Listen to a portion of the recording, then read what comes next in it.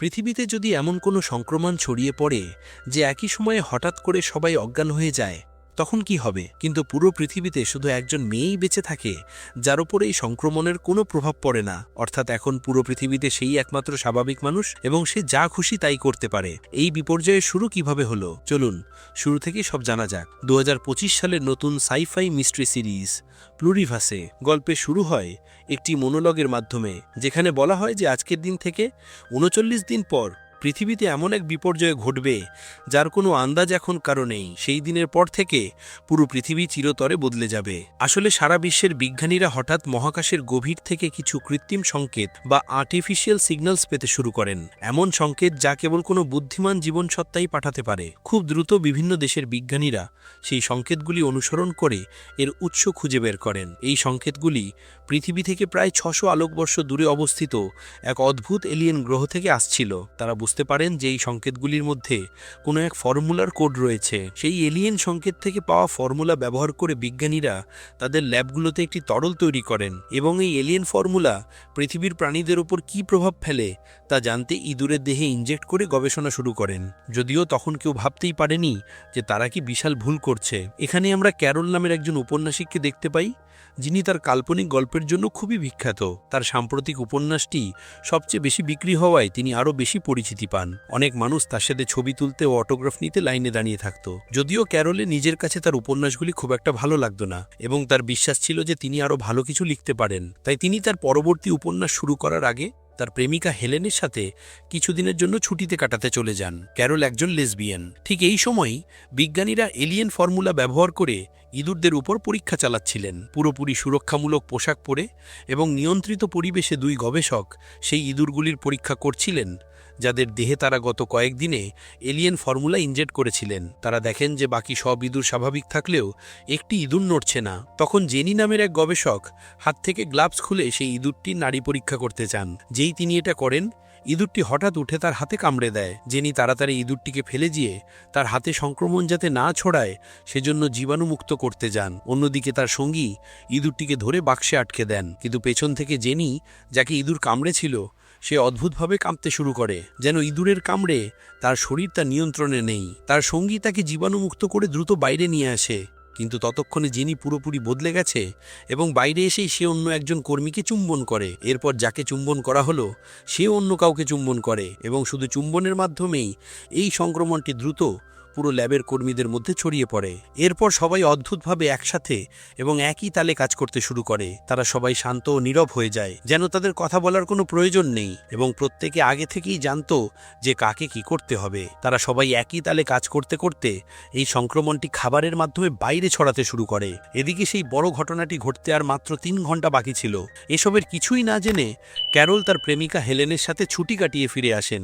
এখন তাকে তার নতুন উপন্যাস শুরু করতে হবে এবং ক্যারল সেটিকে সেরা করে তুলতে চান। রাস্তায় তারা দুজন একটি বারে পানীয় পানের জন্য থামেন, কারণ হেলেন জানতেন যে ক্যারল একবার নতুন উপন্যাস নিয়ে বসলে তাকে আর কয়েক মাস পাওয়া যাবে না। কিছু পানীয় পান করার পর তারা বাইরে ধূমপান করতে যান। হঠাৎ তারা উপরে দেখেন যে অদ্ভুতভাবে বহু বিমান নিখুঁত ছন্দে একটি প্যাটার্নে উঠছে, যা দেখে দুজনেই অবাক হন, কারণ এত কঠিন প্যাটার্ন আকাশে তৈরি করা সহজ নয়। তারা যখন এই বিষয়ে ইন্টারনেট ঘাঁটছিলেন, তখনই তাদের পেছন থেকে একজন লোকের গাড়ি পার্কিংয়ে ধাক্কা মারে। ক্যারল দৌড়ে দেখতে যান যে লোকটি ভীষণভাবে কাঁপছে, ঠিক যেমন ল্যাবে জেনি কাঁপছিলেন। অর্থাৎ সংক্রমণটি ততক্ষণে বাইরে ছড়িয়ে পড়েছে। ক্যারল তাকে সামলানোর আগেই দেখেন যে তার প্রেমিকা হেলেনও কাঁপতে কাঁপতে মাটিতে পড়ে গেলেন। ভয় পেয়ে ক্যারল বারে সাহায্য চাইতে যান, কিন্তু সেখানেও সবাই কাঁপছে। তার চারপাশে মানুষজন কাঁপতে কাঁপতে মাটিতে পড়ে যেতে লাগলো। ক্যারল কিছুই বুঝতে পারলেন না যে হঠাৎ করে চারদিকে এসব কি হচ্ছে। আরও অদ্ভুত ব্যাপার হলো, এই সংক্রমণের ক্যারলের উপর কোনো প্রভাব পড়ে না। সবার মধ্যে কেবল সেই ছিল একমাত্র স্বাভাবিক। তিনি দ্রুত এক মেয়ের কাছ থেকে ফোন নিয়ে পুলিশকে ফোন করার চেষ্টা করেন, কিন্তু কোনো লাইনই কাজ করছিল না।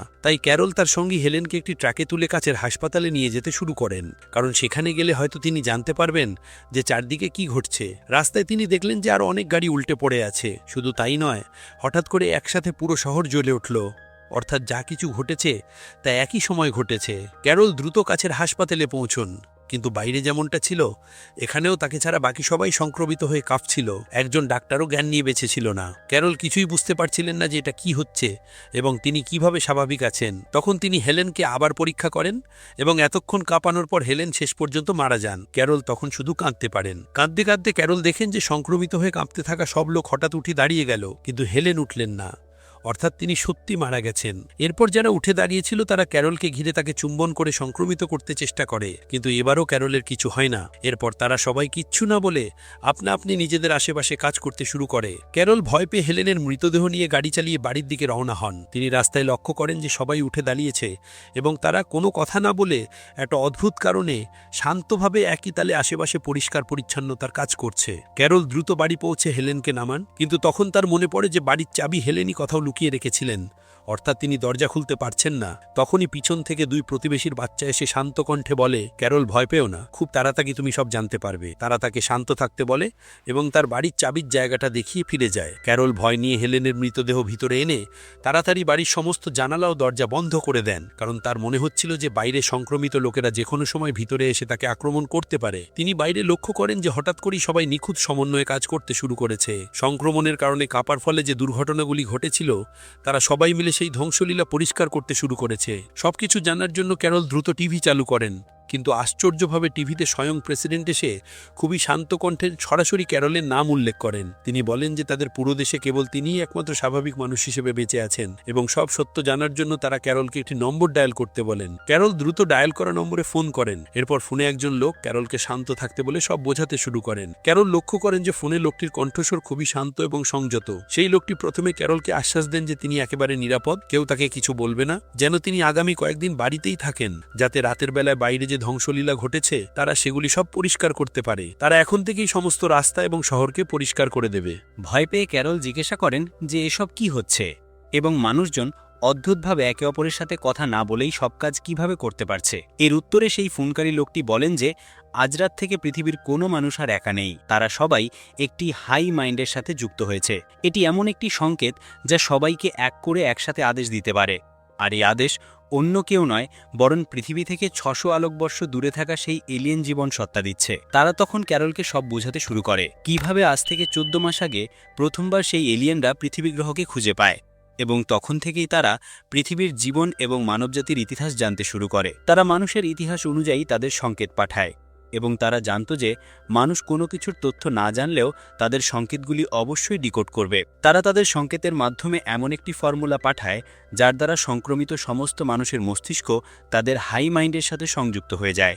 আর আজ এই সংক্রমণ ছড়িয়ে পড়ার পর সমস্ত মানুষের মস্তিষ্ক সেই এলিয়েন সংকেতের সাথে যুক্ত হয়েছে। তারা সবাই মিলে একটি সম্পূর্ণ একক সত্তা অর্থাৎ সিঙ্গেল ইউনিফাইড এন্টিটিতে পরিণত হয়েছে। এখন পৃথিবীতে থাকা কোনো মানুষেরই আলাদা কোনো চেতনা নেই। তারা একটিমাত্র আদেশে কোনো কথা না বলে একসাথে একই ছন্দে নিখুঁত সমন্বয়ে কাজ করতে পারে। এলিয়েনরা পৃথিবীর ইতিহাস দেখেই সিদ্ধান্ত নিয়েছে। তারা দেখেছিল যে কিভাবে মানুষ প্রায়শই একে অপরের উপর আক্রমণ করে নিজেদের এবং পুরো গ্রহের ক্ষতি করে। তাই তারা মানুষকে এক করে পৃথিবী গ্রহকে উন্নত করার কথা ভেবেছে। সেই সত্তা ক্যারলকে জানায় যে তাদের নিখুঁত সংকেত সত্ত্বেও ক্যারল সহ 12 জন মানুষ কোনো কারণে এই সংক্রমণে রোগ প্রতিরোধী রয়ে গেছে। সেই সত্তা ক্যারলকে প্রস্তাব দেয় যে তিনিও যেন তাদের সাথে যোগ দিয়ে পৃথিবীকে উন্নত করতে অবদান রাখেন এবং নিজের ইচ্ছায় তাদের অন্তর্ভুক্ত হন। তারা এখানে পৃথিবীর ক্ষতি করতে নয় বরং এটিকে উন্নত করতে এসেছে। তবে ক্যারল রেগে ফোনটি কেটে দেন, কারণ তিনি বাকি সবার মতো কারোর হাতের পুতুল হতে চান না। ততক্ষণে পৃথিবীর অন্য প্রান্তেও এই সংক্রমণ ছড়িয়ে পড়েছে। সবাই সেই সম্মিলিত হাই মাইন্ডের সাথে যুক্ত হয়ে গেছে এবং দুর্ঘটনাগুলি সামলাতে শুরু করেছে। চারদিকে পরিষ্কার পরিচ্ছন্নতার কাজ চলছে। এরই মধ্যে ক্যারলের মতো রোগ প্রতিরোধী আরও একজন নারী একটি বিমান নিয়ে অন্য দেশে যান, যাতে জানতে পারেন যে সেখানেও একই ঘটনা ঘটেছে কিনা। পরের দিন সকালে ক্যারলের ঘুম ভাঙে। তিনি বিশ্বাস করতে পারছিলেন না যে মাত্র এক রাতেই পুরো পৃথিবী বদলে গেছে। তিনি প্রথমে তার মৃত প্রেমিকা হেলেনকে সমাধি দেওয়ার সিদ্ধান্ত নেন। হেলেনের মতো অনেকেই সংক্রমিত হয়েছিলেন, কিন্তু হাই মাইন্ডের সাথে যুক্ত হতে পারেননি, তাই তাদের মৃত্যু হয়েছে। ক্যারল অনেকক্ষণ খোঁড়ার পর ক্লান্ত হয়ে পড়েন, কারণ তার বাগানে পাথর ভর্তি ছিল এবং এতক্ষণ খোঁড়ার পরও তিনি হেলেনকে দাফন করার মতো গভীর গর্ত করতে পারেননি। তিনি যখন খুব ক্লান্ত তখন হাই মাইন্ডের সাথে যুক্ত এক মেয়ে সামনে এসে তাকে জলপান করার প্রস্তাব দেয়, কারণ ক্যারল সকাল থেকে কিছু খাননি বা পান করেননি। ক্যারল রেগে জিজ্ঞাসা করেন যে তারা সবাই তার উপর নজর রাখছে কিনা। সেই মেয়েটি জানায় যে হ্যাঁ, উপর থেকে ড্রোন এবং নিচ থেকে তারা সবাই তার উপর নজর রাখছে, কিন্তু তারা কেবল তাকে নিরাপদ রাখতে চায়। যাতে পানি শূন্যতায় তিনি অসুস্থ না হয়ে যান। ক্যারল রেগে জলটি ফেলে দিয়ে বলেন যে এলিয়েনদের তার জন্য এত চিন্তা কেন। তখনই তিনি লক্ষ্য করেন যে এই মেয়েটির মুখটি তার আগের বিখ্যাত উপন্যাসের নায়কের মতো দেখতে। তখন মেয়েটি নিজের নাম জোশিয়া বলে এবং প্রকাশ করে যে যখন ক্যারলের প্রেমিকা হেলেন হাইমাইন্ডে দ্বারা সংক্রমিত হয়েছিলেন তখনই তার সমস্ত স্মৃতি হাইমাইন্ডে জমা হয়ে গিয়েছিল এবং সেই স্মৃতি থেকেই তারা ক্যারল সম্পর্কে সব জানতে পারে। তাই হাইমাইন্ড বিশেষভাবে জোশিয়াকে ক্যারলের কাছে পাঠিয়েছে যাতে ক্যারল তার সাথে যোগাযোগ অনুভব করেন এবং হাইমাইন্ডে যোগ দিতে প্রস্তুত হন। ক্যারল রাগে ভেঙে পড়েন যে তিনি কখনও তাদের সাথে যোগ দেবেন না।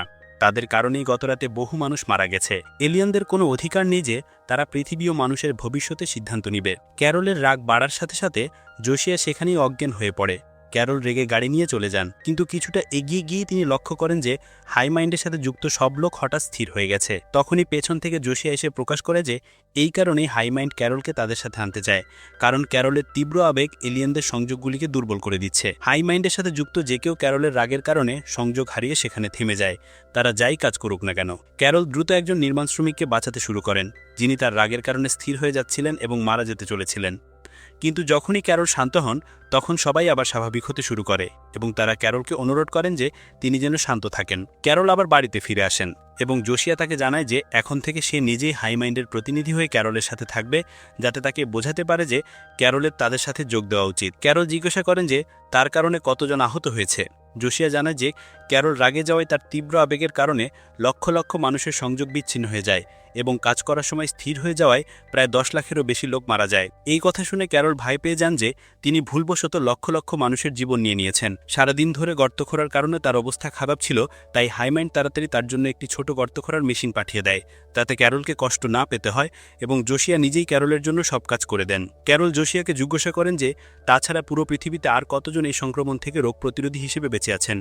জোশিয়া জানায় যে তাদের গণনা অনুযায়ী ক্যারল সহ পৃথিবী থেকে মোট 13 জন মানুষ একেবারে স্বাভাবিক রয়ে গেছেন, বাকিরা হয়তো মারা গেছেন, না হয় হাইমাইন্ডের সাথে যুক্ত হয়েছেন। তখন ক্যারল সিদ্ধান্ত নেন যে এখন থেকে তিনি তার মতো সেই সমস্ত রোগ প্রতিরোধী মানুষের সাথে দেখা করবেন এবং তারপর তার একসাথে সিদ্ধান্ত নেবেন যে কিভাবে এই এলিয়েন সত্তাকে পৃথিবী থেকে বের করে দেওয়া যায়। জোশিয়া হাইমাইন্ডের মাধ্যমে ক্যারলকে জানায় যে সমস্ত স্বাভাবিক মানুষ ক্যারলের সাথে দেখা করতে রাজি হয়েছে এবং হাইমাইন্ড নিজেই তাদের একটি জায়গায় মিলিত হবার ব্যবস্থা করবে। এরপর জোশিয়া ক্যারলকে একটি প্রাইভেট বিমান যোগে মিটিং পয়েন্টে নিয়ে যেতে শুরু করে। ক্যারল লক্ষ্য করেন যে হাইমাইন্ড তার জন্য সবকিছু করছে, তারা তাকে সব দিতে প্রস্তুত, কিন্তু তার মতে প্রত্যেক মানুষের কেবল স্বাধীনতা প্রয়োজন। ক্যারল অবশেষে তার ছাড়া অন্য রোগ প্রতিরোধী মানুষের সাথে দেখা করতে পৌঁছেন যারা বিশ্বের বিভিন্ন দেশ থেকে এসেছিলেন। তাদের মধ্যে লক্ষ্মী নামের এক নারী ভারত থেকেও ছিলেন।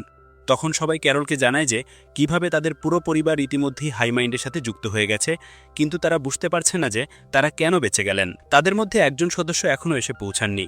তখন তারা বাইরে বেরিয়ে দেখেন যে আরও একজন রোগ প্রতিরোধী সদস্য ডিয়াগো প্রেসিডেন্টের ব্যক্তিগত বিমানে ভ্রমণ করছেন এবং তিনি বাকিদেরও তার বিমানে ডেকে নেন। আসলে ডিয়াগো এই নতুন পরিস্থিতির খোলামেলা সুবিধা নিচ্ছে, কারণ হাইমাইন্ড পৃথিবীতে বেঁচে থাকা তার মতো রোগ প্রতিরোধী মানুষদের যা তারা চায় তাই সরবরাহ করছে। ডিয়াগো এর সুযোগ নিয়ে হাইমাইন্ডের কাছে মেয়ে থেকে বিমান পর্যন্ত নিজের পছন্দের সবকিছু চাইতে শুরু করে। ডিয়াগো ক্যারল এবং বাকিদেরও বলেন যে তারা এই নতুন পৃথিবীতে যা খুশি তাই করতে পারেন, এমনকি তারা হাইমাইন্ডের সাথে যুক্ত কোনো মানুষ পর্যন্ত চাইতে পারেন এবং হাইমাইন্ড তাদের সব দিয়ে দিবে। তবে ক্যারল তাদের সবার সাথে একটা কথা বলতে চান, তাই প্রথমে তিনি হাইমাইন্ডের নিয়ন্ত্রণে থাকা সমস্ত লোককে বাইরে বের করে দেন।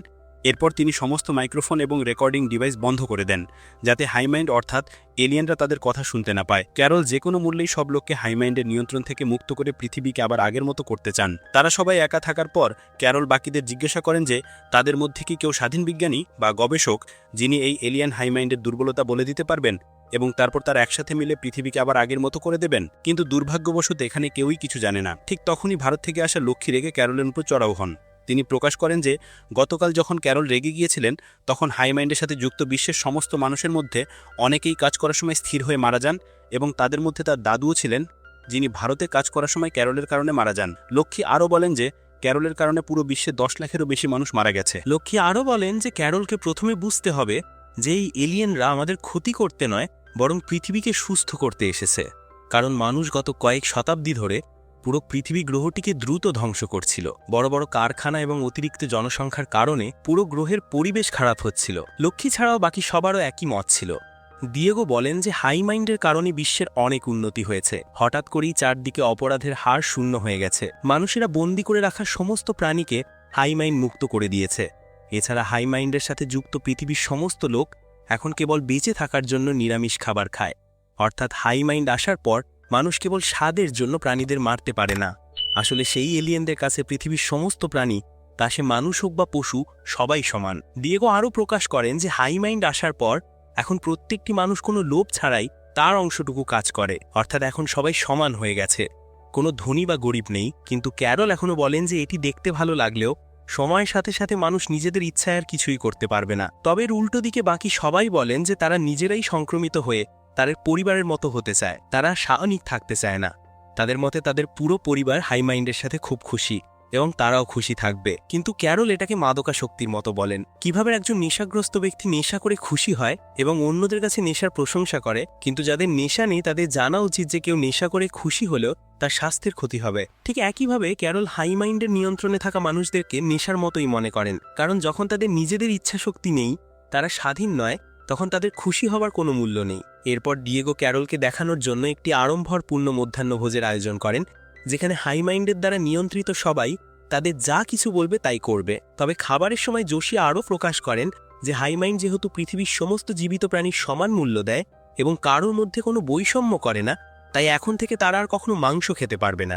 তারা চাইলেও কোনো প্রাণীকে মারতে পারবে না। এখন থেকে কোনো জীবকেই অন্য জীবকে মেরে খাওয়ার অনুমতি নেই। এই কথা শুনে বাকি সব সদস্য খুশি হন যে এই হাই মাইন্ড সবার জন্য সমান। তবে ক্যারল আবার রেগে গিয়ে খাবারের মাঝখান থেকে উঠে চলে যেতে শুরু করেন, কারণ তাকে ছাড়া আর কেউ চায় না যে পৃথিবী আবার আগের মতো হোক। কিন্তু ক্যারলের রাগ বাড়ার ফলে আবার নিয়ন্ত্রিত মানুষদের হাই মাইন্ডের সাথে সংযোগ বিচ্ছিন্ন হতে শুরু করে এবং তারা সেখানেই পড়ে যায়। কিছুক্ষণ পর সবাই শান্ত হলে ক্যারল আবার খারাপ বোধ করেন যে তার রাগের কারণে আবার হাই মাইন্ডের সাথে যুক্ত মানুষদের ভোগান্তি পোহাতে হলো। অন্যদিকে যে স্বাভাবিক রোগ প্রতিরোধী সদস্যদের পরিবারের লোকেরা ক্যারলের কারণে স্থবির হয়ে গিয়েছিল, তারা সবাই রেগে ক্যারলকে ছেড়ে চলে যায়। শেষ পর্যন্ত সেখানে কেবল ডিয়েগোই ক্যারলের কাছে রইলেন।